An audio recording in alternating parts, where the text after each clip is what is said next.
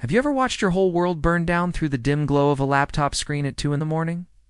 I was sitting in my home office, the silence of our Chicago brownstone pressing in on me, the only sound, the frantic beat of my own heart. My wife Amelia was supposedly on a solo wellness retreat in Miami, a trip she claimed she needed to find herself again. But the wellness retreat didn't have a YouTube channel. Her secret travel vlogs did. The video was titled "Living My Best Life in South Beach," and there she was, laughing, her head thrown back in a way I hadn't seen in years. The camera panned, and a man's arm tanned and wearing a familiar silver watch wrapped around her shoulders. It was Marcus, her ex-boss. The man I always suspected she was a little too close to. They weren't just on vacation. They were performing my life, but with him in the leading role. And as I watched them toast champagne on a balcony overlooking the ocean, I knew my life as I knew it was over. The only question was what I was going to build from its ashes. If you genuinely enjoy our stories, please subscribe to the channel. Tell us where you're from, and what time it is right now. It's always fascinating to know how far our story flows.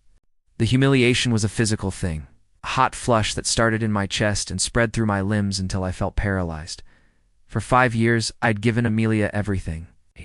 I'd supported her through her master's degree, celebrated her career wins, and held her when she'd been laid off from that very job working for Marcus. I'd believed in us, in the life we were building on the north side, just a few blocks from Lincoln Park. Now, that belief felt like a joke.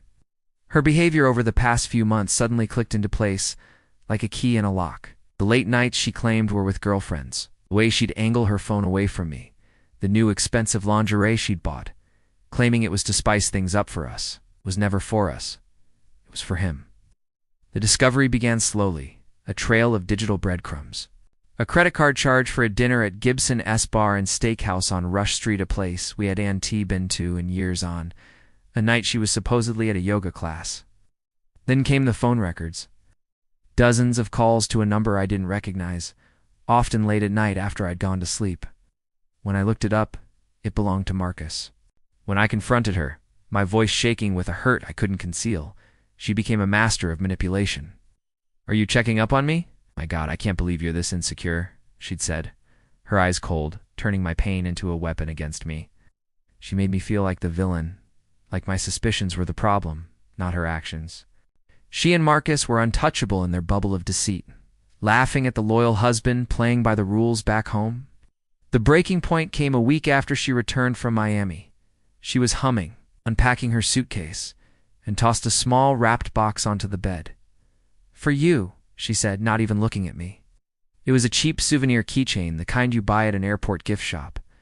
The carelessness of the gesture, the sheer audacity of it, shattered something inside me. That night, I locked myself in the office and wept aloud. Racking sobs, but the silent, hopeless tears of a man who has lost everything. The love of my life saw me as an afterthought. But as the sun rose over Lake Michigan, the grief began to harden. It cooled and sharpened into something else entirely, a cold, clear resolve. If I was an afterthought, I would become the one thought she could never, ever escape. My revenge began not with a bang, but with a click. The click of a mouse, hiring the best divorce attorney in Chicago. Then, the click of a camera, as I hired a private investigator to document every single one of their secret meetings. I needed proof, irrefutable, undeniable proof. The pie delivered, photos of them kissing in a parking garage in the Loop, receipts from the Waldorf Astoria, where they'd spent weekends. And the crown jewel, I found the raw, unedited footage from her vlogs on her laptop's hard drive. Videos where they openly mocked me, calling me predictable and boring. I saved everything to a secure drive, each file a nail for her coffin. While they were living their fantasy, I was building my case, setting the legal and social traps that would snap shut around them. The final act was set for Amelia's 30th birthday party. She'd planned a huge, extravagant affair at a rented-out gallery in the West Loop, inviting all our friends, her family, and her former colleagues, including Marcus, of course, who arrived with his unsuspecting wife. Amelia was radiant, the center of attention, completely unaware that she was the guest of honor at her own execution.